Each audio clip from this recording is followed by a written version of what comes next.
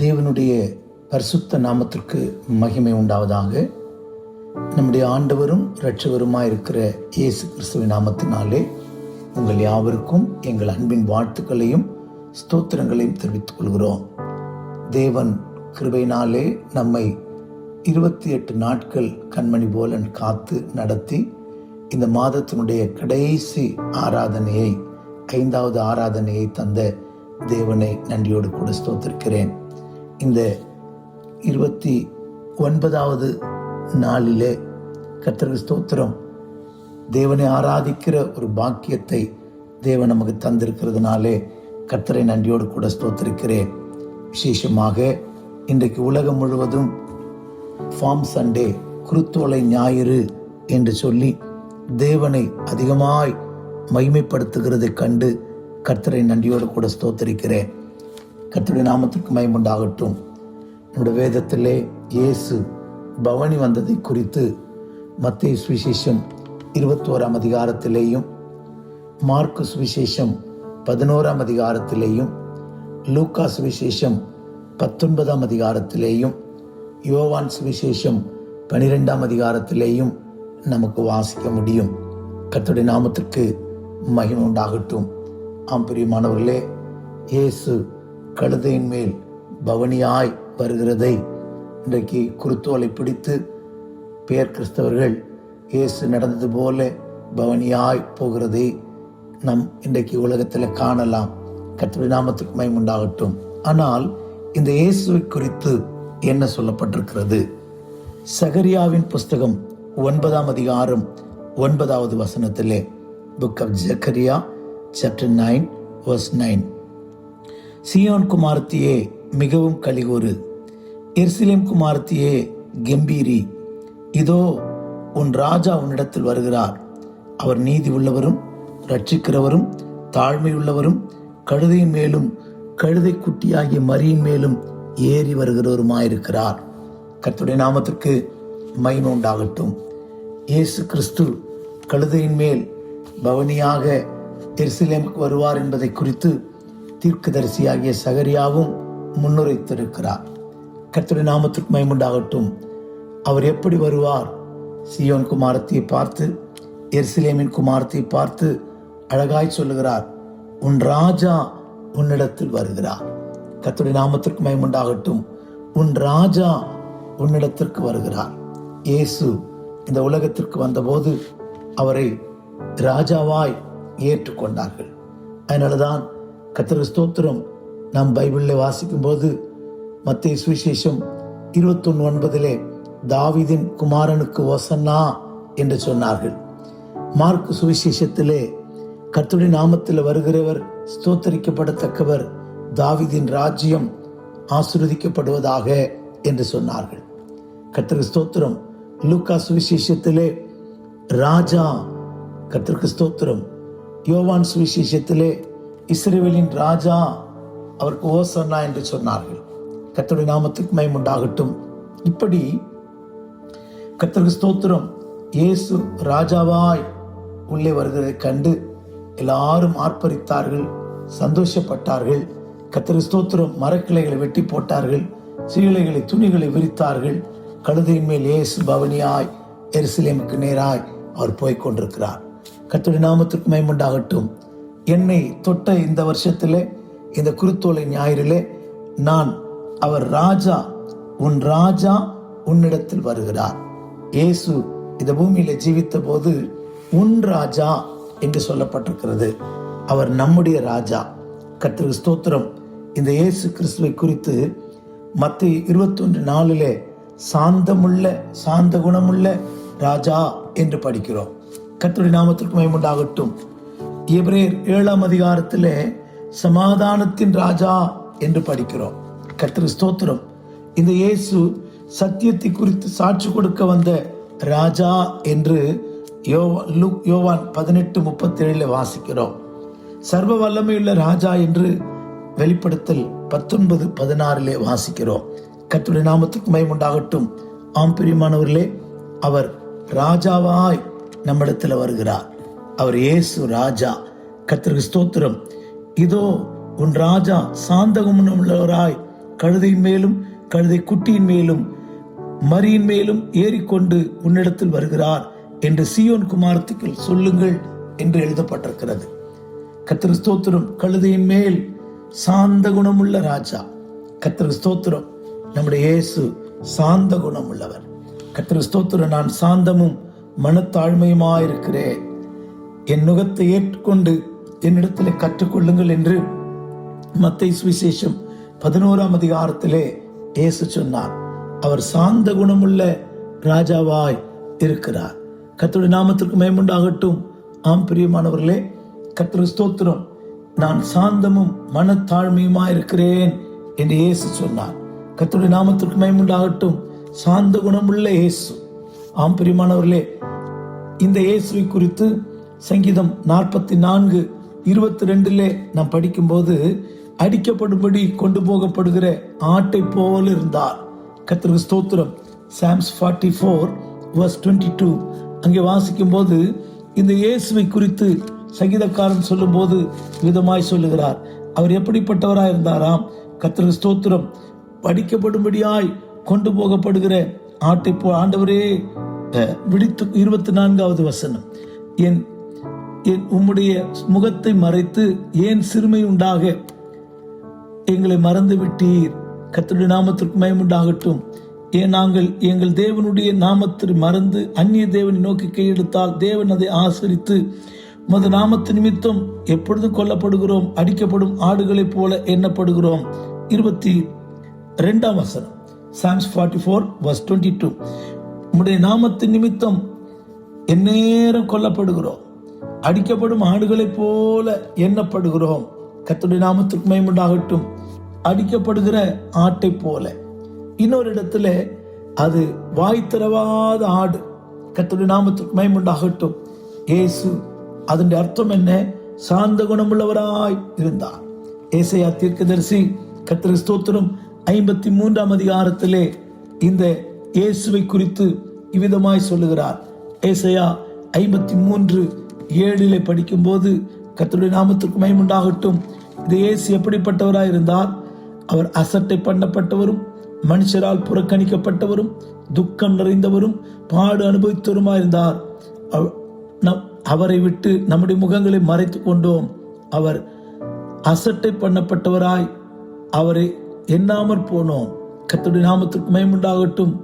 ஆம் பிரியமானவர்களே, அசட்டை பண்ணப்பட்டவராயிருந்தார். 7வது வசனத்திலே அவர் நெருக்கப்பட்டும் ஒடுக்கப்பட்டும் இருந்தார், ஆனாலும் தம்முடைய வாயை அவர் திறக்கவில்லை. அடிக்கப்படும்படி கொண்டு போகப்படுகிற ஒரு ஆட்டுக்குட்டியை போல தன்னை மயக்கத்திற்கு முன்பாக சத்தமிடாதிருக்கிற ஆட்டை போலவும் அவர் தம்முடைய வாயை திறவாதிருந்தார். அப்படியானால் கர்த்தருக்கு ஸ்தோத்திரம். சாந்தமுள்ள ராஜா. கர்த்தருடைய நாமத்திற்கு மகிமை உண்டாகட்டும். அவர் சாந்தமுள்ள ராஜாவாய் இந்த பூமிக்கு வந்திருக்கிறார். எருசலேமை நோக்கி வந்திருக்கிறார். இதோ உன் ராஜா உன்னிடத்துல வருகிறார். இந்த கழுதையின் மேல் வருகிறவர் அற்பமானவர் அல்ல, அவர் ராஜா. அவர் எப்படிப்பட்ட ராஜா? சாந்தமுள்ள ராஜா. கர்த்தருடைய நாமத்திற்கு மகிமை உண்டாகட்டும். இரண்டாவதாக அவர் எப்படிப்பட்ட ராஜா? சமாதானத்தின் ராஜா. கர்த்தருக்கு ஸ்தோத்திரம். இந்த இயேசுதான் கர்த்தருக்கு ஸ்தோத்திரம் சமாதானம் பண்ணுகிறவராக, சாதுவான ஆடாக, கர்த்தருக்கு ஸ்தோத்திரம் சாந்தமுள்ள ஆடாக இயேசு இந்த பூமிக்கு வந்தார். கர்த்தருக்கு ஸ்தோத்திரம். இயேசுடைய சுபாவம், அவர் சாந்த குணம் உள்ளவர் என்று வேதம் தெளிவாய் நமக்கு சொல்லுகிறது. நம்முடைய ராஜா அப்படியானால் நீங்களும் நானும் அவருடைய ராஜாத்தியாய் மாறப்போகிற நீங்களும் நானும், மனவாட்டியாய் மாறப்போகிற நீங்களும் நானும், உங்களுக்குள்ளும் எனக்குள்ளும் அதே சாந்த குணம் கர்த்தருக்கு ஸ்தோத்திரம் இருக்க வேண்டியது அவசியமா இருக்கிறது. கர்த்தருடைய நாமத்துக்கு மகிமை உண்டாகட்டும். எபிரேய நிருபம் 7ஆம் அதிகாரம் 2ஆம் வசனத்திலே இங்கே மெல்கிசேதேக்கை குறித்து படிக்கிறோம். மெல்கிசேதேக்கு சாலேமின் ராஜாவும் உன்னதமான தேவனுடைய ஆசாரியனும் இருந்தான். ராஜாக்களை முறியடித்து வந்த ஆபிரகாமுக்கு இவன் எதிர்கொண்டு போய் அவனை ஆசீர்வதித்தான். இவனுக்கு ஆபிரகாம் எல்லாவற்றிலையும் தசம்பாகம் கொடுத்தான். இவருடைய முதற் பேராகிய மெல்கிசேதேக்கு என்பதற்கு நீதியின் ராஜா என்றும் பின்பு சாலேமின் ராஜா என்பதற்கும் சமாதானத்தின் ராஜா என்றும் அர்த்தமாம். சாலேமின் ராஜா என்பதற்கு சமாதானத்தின் ராஜா. இவர் சாலேமின் ராஜா, எருசலேமின் ராஜா. கர்த்தருக்கு ஸ்தோத்திரம்.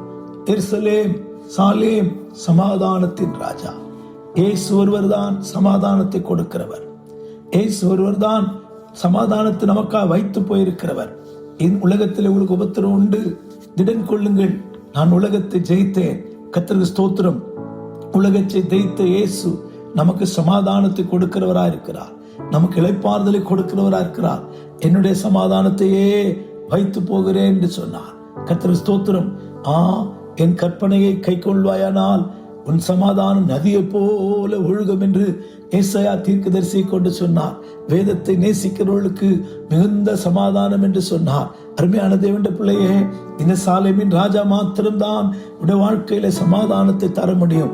உனக்கு நல்ல சாந்த குணமுள்ள ராஜாவாய், சமாதானத்தின் ராஜாவாய் இந்த இயேசு நம்மை நோக்கி வருகிறார். கர்த்தருக்கு ஸ்தோத்திரம். அன்றைக்கு இருந்த இஸ்ரவேல் ஜனங்கள், அன்னைக்கு இருந்த ஜனங்கள் அவரை ராஜா என்று வாழ்த்தினார்கள், ராஜா என்று உயர்த்தினார்கள். கர்த்தருக்கு ஸ்தோத்திரம். நீங்கள் நானும் அவரை ராஜாவாய் அங்கீகரிக்கிறோமா? கர்த்தருக்கு ஸ்தோத்திரம். அவர் எருசலேமை நோக்கி பவனியாய் போனார் கழுதையின் மேலே. கர்த்தருக்கு ஸ்தோத்திரம். அவர் ராஜா. சீயோன் குமாரத்தை பார்த்து, உன் ராஜா உன்னிடத்துல வருகிறார், ராஜா உன்னிடத்துல வருகிறார் என்று சொல்லுங்கள். நம்முடைய ராஜா சாந்த குணமுள்ள ராஜா, சமாதானம் கொடுக்கிற ராஜா நம்மை நோக்கி வருகிறார். இந்த இயேசுவை நாம் ராஜாவாய் அங்கீகரிப்போமாக, ஏற்றுக்கொள்வோமாக. கர்த்தருடைய நாமத்திற்கு மகிமை உண்டாகட்டும். மூன்றாவது, இவர் சத்தியத்தை குறித்து சாட்சி கொடுக்க வந்த ராஜா என்று படிக்கிறோம். பிலாத்து இயேசுவை பார்த்து கேட்கிறார், நீ யூதருக்கு ராஜாவோ என்று கேட்கிறார். அதுக்கு இயேசு சொன்னார், கர்த்தருக்கு ஸ்தோத்திரம், அவர் சத்தியத்தை குறித்து சாட்சி கொடுக்க வந்தேன். லூக்கா 18 யோவான் 18 அதிகாரத்திலே 37வது வசனம். கர்த்தருடைய நாமத்திற்கு மகிமை உண்டாகட்டும். John the Gospel chapter 18 verse 37. கர்த்தருடைய நாமத்திற்கு மகிமை உண்டாகட்டும். அப்பொழுது பிலாத்து அவரை நோக்கி, அப்படியானால் நீ ராஜாவோ என்றான். இயேசு பிரதியுத்தரமாக, நீ சொல்லுகிறபடி நான் ராஜாதான். சத்தியத்தை குறித்து சாட்சி கொடுக்க வந்தேன், கொடுக்க நான் பிறந்தேன். இதற்காகவே இந்த உலகத்தில் வந்தேன். சத்தியவான் எவனும் என் சத்தத்தை கேட்கிறான் என்றார்.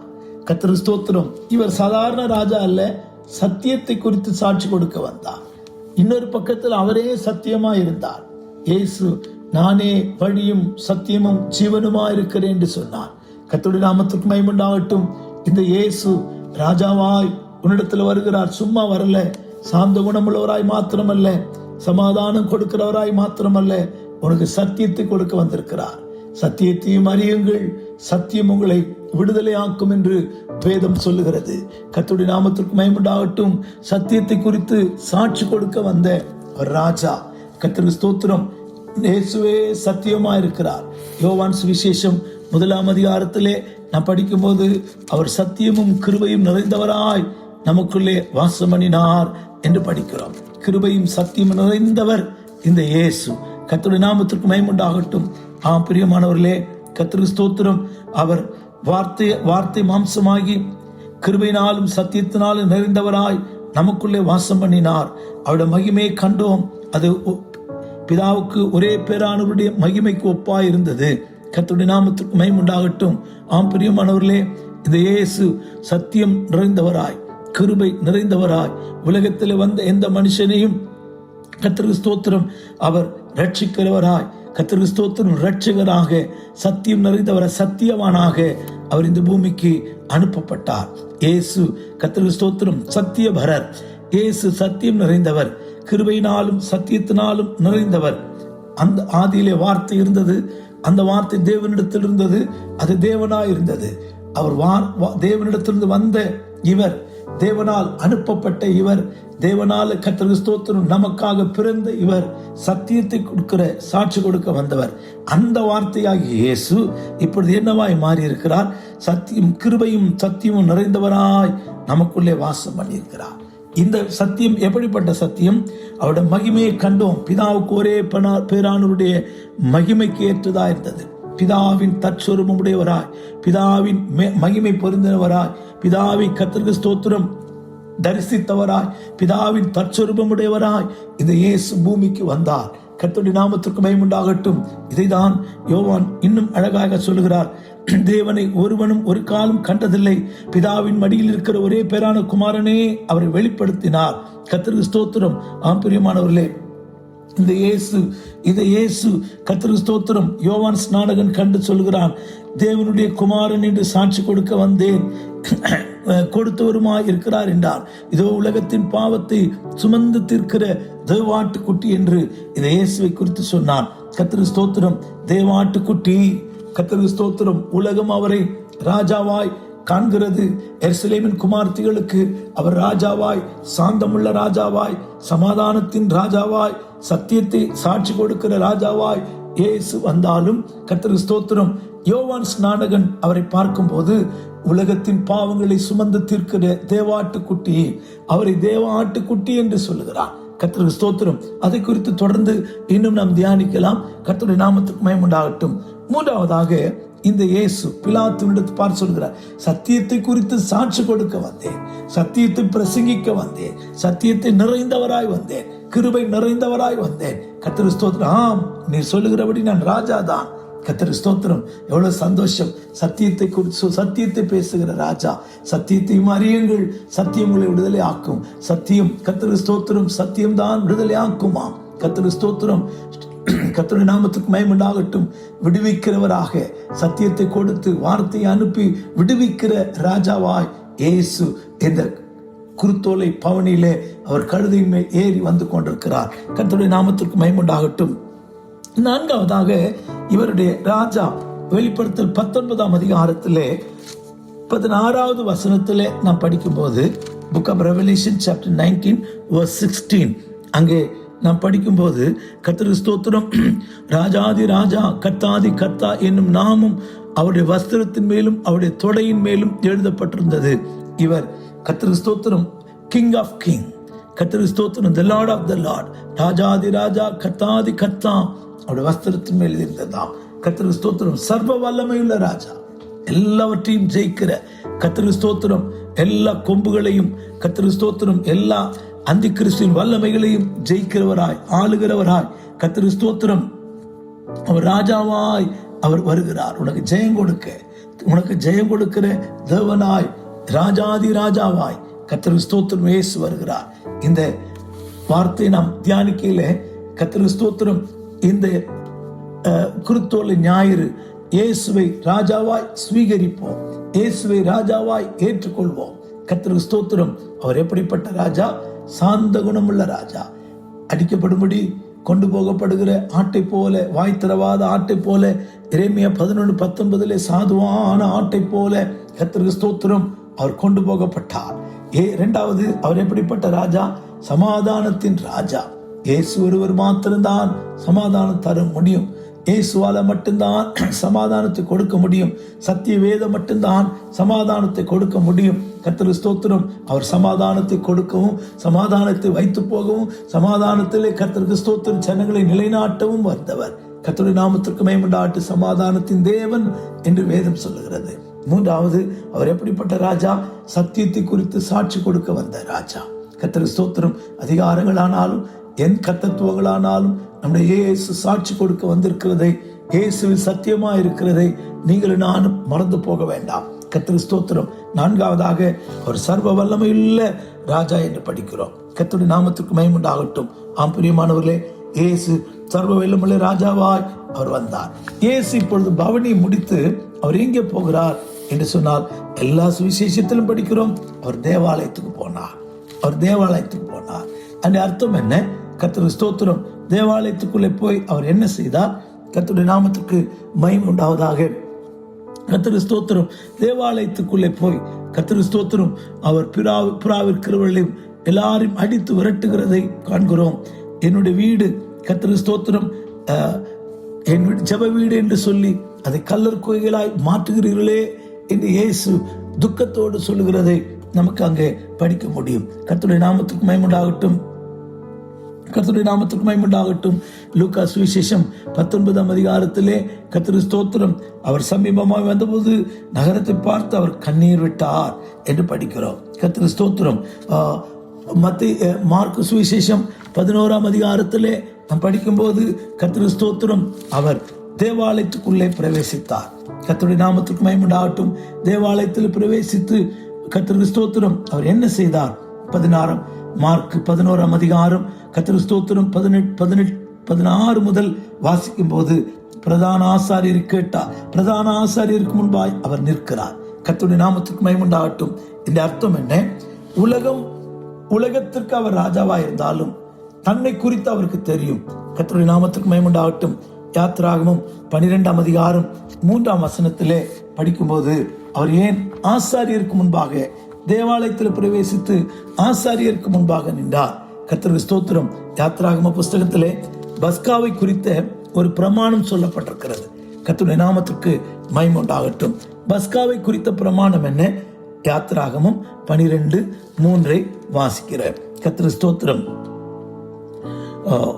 நீங்கள் இஸ்ரவேல் சபையார் யாவரும் நோக்கி, இந்த மாதம் 10ஆம் தேதியிலே வீட்டு தலைவர்கள் வீட்டுக்கு ஒரு ஆட்டுக்குட்டியாக ஒவ்வொருவரும் ஒவ்வொரு ஆட்டுக்குட்டியை தெரிந்து கொள்ள கடவீர்கள். கர்த்தருக்கு ஸ்தோத்திரம். அதே அதிகாரம் கர்த்தருக்கு ஸ்தோத்திரம் 6வது வசனத்திலே படிக்கும்போது அதை இந்த மாதம் 14ஆம் தேதி வரைக்கும் வைத்திருந்து இஸ்ரவேல் சபையில் ஒவ்வொரு கூட்டத்தாருக்கு சாயங்காலத்தில் அதை அடித்து அதன் இரத்தத்தை கொஞ்சம் எடுத்து தங்கள் அதை புசிக்கும் வீட்டின் நிலைக்கால்களிலும் 2 நிலையான மேற்சட்டத்திலும் தெளித்து அன்று ராத்திரியிலே அதன் மாம்சத்தை நெருப்பில் சுட்டு புளிப்பில்லா அப்பத்தோடும் கசப்பான கீரையோடும் அதை புசிக்க கடவீர்கள். கர்த்தருக்கு ஸ்தோத்திரம். இங்கே பஸ்காவை குறித்த ஒரு பிரமாணம் 10ஆம் தேதி தெரிந்து கொள்ளப்படணும். 14ஆம் தேதி அது அடிக்கப்படணும். கர்த்தருக்கு ஸ்தோத்திரம். ஆசாரியனுக்கு முன்பாக இயேசு நின்றார். இதன் அர்த்தம் என்ன? உலகம் அவரை சாந்த குணமுள்ள ராஜா, சமாதானத்தின் ராஜா, கர்த்தருக்கு ஸ்தோத்திரம், சத்தியத்தை அறிவிக்க வந்த ராஜா, சர்வ வல்லமையுள்ள ராஜா என்று ஏற்றுக்கொண்டாலும், அவர் ஜனங்களுக்கு சத்தியம் உள்ளவராய் வெளிப்பட்டாலும் தன்னையோ 10ஆம் நாளிலே ஒப்பு கொடுத்தார். கர்த்தருக்கு ஸ்தோத்திரம். அதுக்கு பிறகுதான் அவருக்கு உபத்திரவங்கள் உருவாகிறது, விசாரணைகள் உருவாகிறது. ஆசாரியர்களை பிடித்து விசாரிக்கிறார்கள். கர்த்தருக்கு ஸ்தோத்திரம். 14ஆம் நாளிலே 14ஆம் தேதியிலே அவர் அடிக்கப்பட்டார். இந்த அர்த்தம் என்ன? இன்றைக்கு ஞாயிற்றுக்கிழமை இயேசு ஒப்பு கொடுக்கப்படுகிறார். ஆசாரியனுக்கு முன்பாக நிற்கிறார். திங்கள், செவ்வாய், புதன், வியாழன். கர்த்தருக்கு ஸ்தோத்திரம். பவனியாய் போய் இயேசு அவர் தேவாலயத்தில் ஆசாரியர்களுக்கு முன்பாக நிற்கிறார். திங்கள், செவ்வாய், புதன், வியாழன். கர்த்தருக்கு ஸ்தோத்திரம். 4 நாள் விசாரிக்கப்பட்டு இயேசு சிலுவையில் அறையப்படுகிறார். அவருக்கு தன்னை குறித்து தெரியும். நான் பலியாக ஆக்கப்படும்படி ஆசாரியனுக்கு முன்பாக நிற்கிறேன். பழைய ஏற்பாட்டிலே ஆசாரியனுக்கு முன்பாக பலி பொருளை கொண்டு போய் அவன் பழுதில்லாமல் இருக்கிறதா என்று அவன் அதை பார்க்க வேண்டும். அவ்விதமாய் இயேசு ஆசாரியனுக்கு முன்பாய் தேவாலயத்திற்கு போய் பக்தி வைராக்கியத்தை காண்பித்தாலும் ஆசாரியனுக்கு முன்பாய் நின்றது. கர்த்தருக்கு ஸ்தோத்திரம். அவர் ஒரு பலியாக்கப்படுகிற பஸ்கா ஆட்டுக்குட்டியாய் முன்பாக ஒப்பு கொடுக்கிறார். 4 நாள் அவரை பரிசோதித்த பின்பு அவர் என்ன செய்தார்கள்? சிலுவையில் அறைந்தார்கள். கர்த்தருக்கு ஸ்தோத்திரம். இன்றைக்கு இயேசு பவனியாய் வருகிறார். அது சந்தோஷம். ராஜாவாய் வருகிறார். உலகம் எல்லாம் அவரை ராஜா என்றாலும் அவரோ தன்னை பலியாக்கப்படுகிற எருசலேமிலே கர்த்தருக்கு ஸ்தோத்திரம் வேத பாரகர்களால் ஆசாரியர்களால் தனக்கு வரப்போகிற பாடுகளுக்கு தன்னை ஒப்பு கொடுக்கிற கிருபாதார பலியாய் ஒப்பு கொடுக்கிற நாள். கர்த்தருக்கு ஸ்தோத்திரம். இந்த காட்சியை காண்கிற நாம் இயேசுவை இஸ்ரவேல் ஜனங்கள் ராஜாவாய் ஏற்றுக்கொண்டது போல நாமும் ராஜாவாய் அல்ல, இரட்சகராக, மகிமை பொருந்தினவராக, சொந்த இரட்சகராக ஏற்றுக்கொள்வோம். கர்த்தருக்கு ஸ்தோத்திரம். ராஜாவாய் ஏற்றுக்கொள்வோம். ஆளுகை சீடம் கொடுப்போம். கர்த்தர் நம்மை ஆசீர்வதிப்பார். இந்த குருத்தோலை அவர் ஓசன்னா என்று பாடினது போல ரட்சியும் ஆண்டவரே, நாம் ரட்சிக்கப்பட்டிருக்கிறோம். வேண்டுதல் செய்வோம். இயேசுக்கு ஒப்பு கொடுப்போம். கர்த்தருக்கு ஸ்தோத்திரம். ராஜாவாய் நம்மை ஆளுகை செய்யட்டும். சாந்த குணமுள்ள ராஜா, அந்த சாந்த குணமுள்ள நம்மை ஆளுகை செய்யட்டும். சமாதானத்தின் ராஜா, அவர் நம்மை ஆளுகை செய்யட்டும். சத்தியத்தை அறிவிக்கிற, சத்தியத்தை பேசுகிற சுபாவம் நம்மை ஆளுகை செய்யட்டும். சர்வ வல்லமைகளையும் ஜெயிக்கிற கர்த்தருக்கு ஸ்தோத்திரம். அந்த வல்லமை நம்மை ஆளுகை செய்யட்டும். ஒப்பு கொடுப்போம். கர்த்தர் நம்மை ஆசீர்வதிப்பாராக. ஜெபிக்கலாமா? கர்த்தருக்கு ஸ்தோத்திரம். ஆண்டவரே, நன்றியோடு ஸ்தோத்திரிக்கிறோம். எங்களுக்கு இந்த மார்ச் மாதத்தினுடைய கடைசி ஆராதனை தந்தீர். இதிலே குருத்தோலை ஞாயிறாய் ஆண்டவரே தியானிக்க உதவி செய்தீர். நீர் ராஜாவாய் வந்தீர். ஜனங்கள் வஸ்திரத்தை போட்டார்கள், மரக்கிளைகளை கொண்டு ஓசன்னா என்று ஆர்ப்பரித்தார்கள். ஆண்டவரே ரட்சியும் வேண்டுதல் செய்கிறேன். நீர் இந்த உலகத்திற்கு எருசலேமிலே பிரவேசிக்கையிலே எருசலேம் நகரத்தார் ராஜாவாய் ஏற்றுக்கொண்டார்கள். சமாதானத்தின் ராஜாவாக, சாந்த குணமுள்ள ராஜாவாக, சத்தியத்தை அறிவிக்கிற ராஜாவாக, சர்வ வல்லமுள்ள ராஜாவாய் ஏற்றுக்கொண்டார்கள். நாங்களும் ராஜாவாய் எங்களை வாழும், எங்களை ஆண்டு கொள்ளும். நீர் எங்களுக்கு ராஜாவாயிரும் ஆண்டவரே. எங்களை முற்றிலுமாய் ஆளுகை செய்ய எங்களை சமர்ப்பிக்கிறோம். மறுபக்கத்திலே பலியாய் ஒப்பு கொடுக்கப்பட்டது போல எங்களையும் எங்களுடைய மாம்ச இச்சைகளையும் எங்களுக்கு உண்டான எல்லாவற்றையும் கிறிஸ்துவனுடையவன் தன்னுடைய மாம்ச இச்சைகளை சிலுவையில் அறிந்திருக்கிறான் எழுதியிருக்கிறது போல ஆண்டவரே எங்களுடைய எல்லாவற்றையும் சிலுவையில் அறைய ஒப்பு கொடுத்து சிலுவையில் அறையப்பட்டவர்களாய் இயேசுவோடு கூட உயிர்த்தெழுதலின் சாயலை பெற அனுக்கிரகம் செய்யும். ஆசீர்வதி உயர்த்தும் இயேசுவின் நாமத்தில் பிதாவே, ஆமென், ஆமென். God bless you. கர்த்தர் உங்களை ஆசீர்வதிப்பாராக. Praise the Lord.